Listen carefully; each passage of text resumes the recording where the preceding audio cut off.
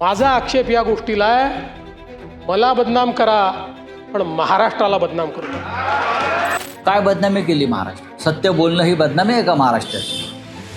महाराष्ट्रातले आमदार खासदार 50-50 कोटीला विकले आणि विकत घेतले, ही काय महाराष्ट्राची बदनामी नाही? ऐसे कुछ भाड़े के टट्टे इस मिसिंग लिंक के बारे में भी पैसा ले लेकर सोशल मीडिया पर लिख रहे थे, उनको भी कह देना चाहता हूं, अगर महाराष्ट्र का अपमान करोगे छोड़ूंगा नहीं. जनतेला भाडे के तट्टू म्हणते. याच कुत्र्यांना हाडं टाकून तुम्ही मतं घेतलीत का? उनको कुत्ता नहीं पहुंचता, वो आजकल सोशल मीडिया पर आकर सबको गाली देते हैं, मुख्यमंत्री को भी गाली देते हैं. तर जनतेला भाडे के तट्टू, डॉग्स, कुत्रे असं म्हणून त्यांची चेष्टा करायची, हे फक्त सुलतानाच्या राज्यात होऊ शकतं. माझा आक्षेप या गोष्टीला आहे, मला बदनाम करा पण महाराष्ट्राला बदनाम करू नका.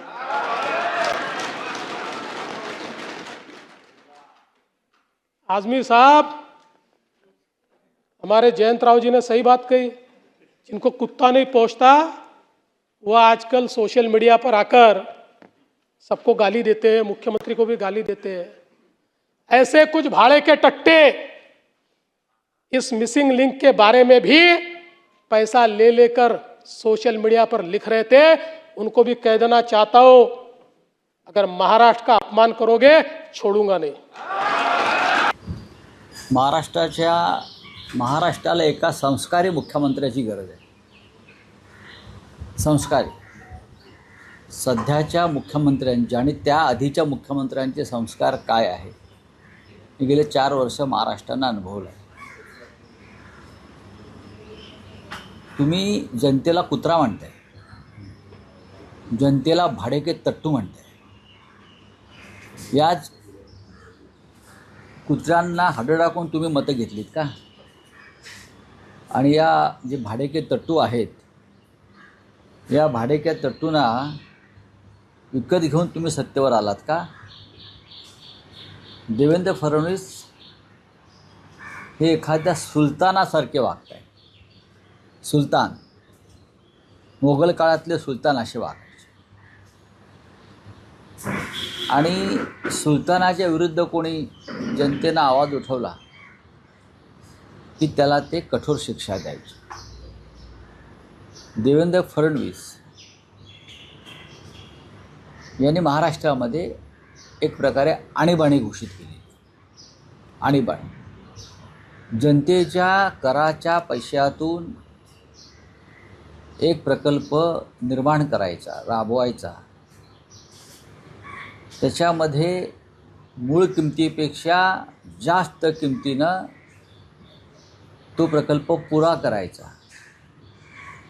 म्हणजे जनतेच्या पैशातले 200-500 कोटी रुपये खिशात घालायचे.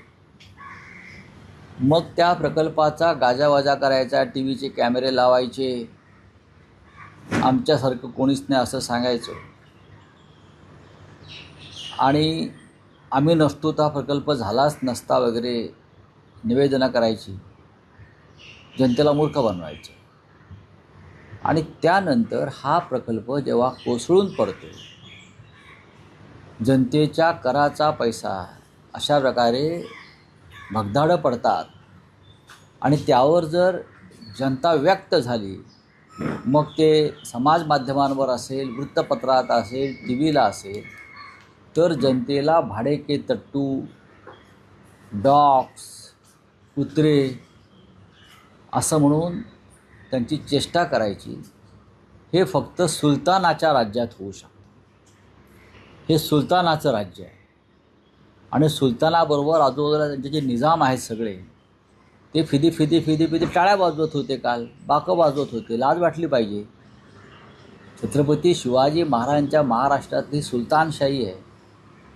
म्हणे महाराष्ट्र बदनाम करणाऱ्यांना सोडणार नाही. महाराष्ट्राच्या बदनामीचं सगळ्यात मोठं षडयंत्र जर कोणी रचलं असेल तर ते अमित शहाने रचलं, नरेंद्र मोदींनी रचलं. आणि खाण तशी माती, त्याच्या खाली देवेंद्र फडणवीस. काय बदनामी केली महाराष्ट्रात? सत्य बोलणं ही बदनामी आहे का महाराष्ट्राची? आपण विरोधी पक्षनेते असताना किती बेफाम आरोप करत होतात करोना काळापासून सर्व विषयांवर. ते जरा तुम्ही एकदा ऐकून पहा. महाराष्ट्रातले आमदार खासदार 50-50 कोटीला विकले आणि विकत घेतले. ही काय महाराष्ट्राची बदनामी नाही? तुम्ही आमदार खासदार विकत घेत असताना आणि त्याच्यावर सरकार बनवलं, यापेक्षा या राज्याची कुठली बदनामी झाली असं मला वाटत नाही.